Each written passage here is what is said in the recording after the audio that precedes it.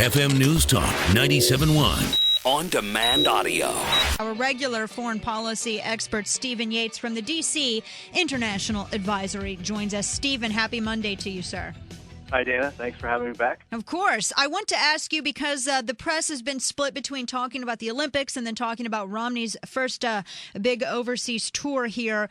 What grade would you give Mitt Romney? How do you think that he performed?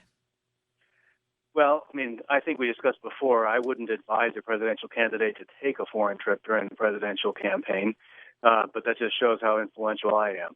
I think that he had probably number one objective was to raise funds among Americans abroad that have soured on Barack Obama's tenure of the United States, and he seems to have succeeded in London and in Israel in that regard. But in terms of demonstrating mastery of foreign policy, I can't say that this has been a great success so far. Right.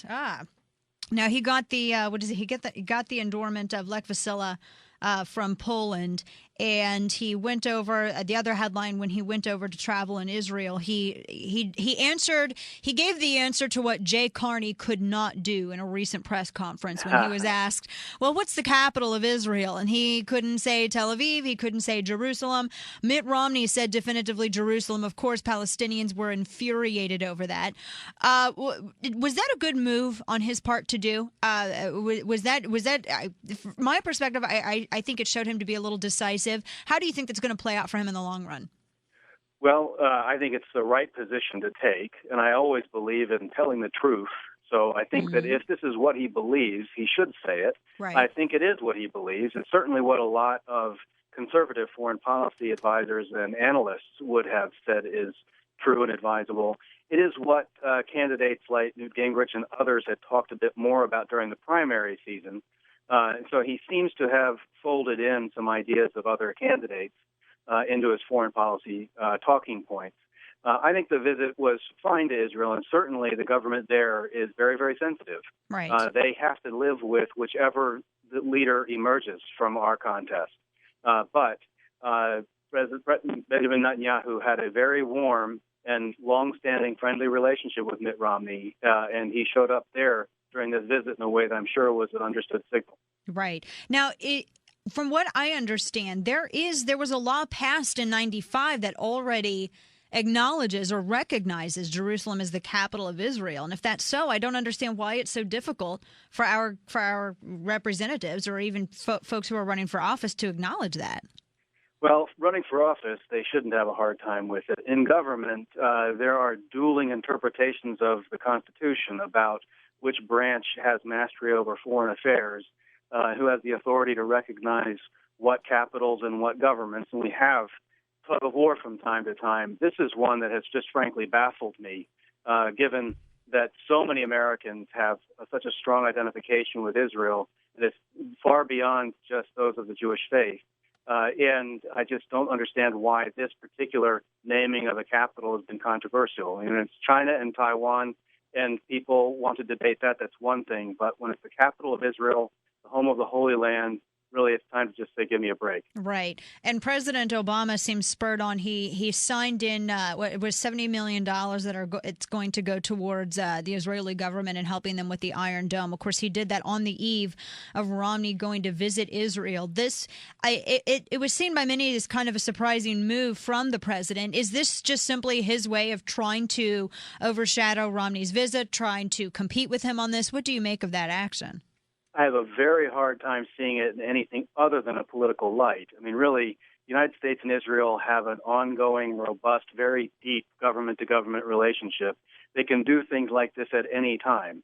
But you would have to have lived under a rock to believe that the relationship with Israel has gone well under President Obama's tenure. Right. And so I think this is just sort of cheap public relations, trying to steal a little bit of the thunder really on what is the strongest leg of the Romney trip. Right. Yeah. And Israel, that's kind of an easy one to go.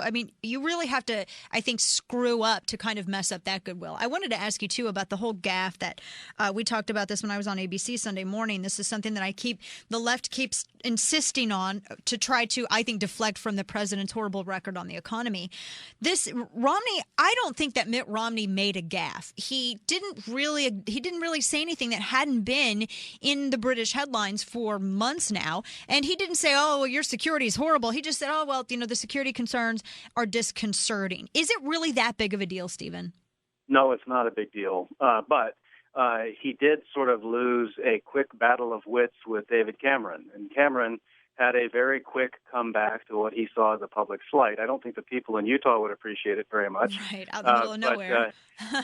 But I think in terms of just the media back and forth, Cameron got the best of him. But frankly, I just didn't understand this visit very well at all. I mean, Cameron really is to the left of Tony Blair when it comes to his governing politics. A Republican nominee was never going to be warmly received by a predominantly left media and political environment in the UK right now. Right. So I just don't know whether they were battle ready when they stepped into that. And I think you're right. It isn't really a gaffe. He stated the truth. Right. That was observable. Was it impolitic or undiplomatic? Maybe, but that's sort of like burping in polite company. It doesn't cause a war.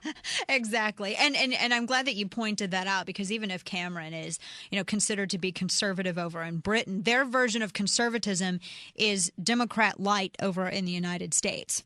For sure. Yeah.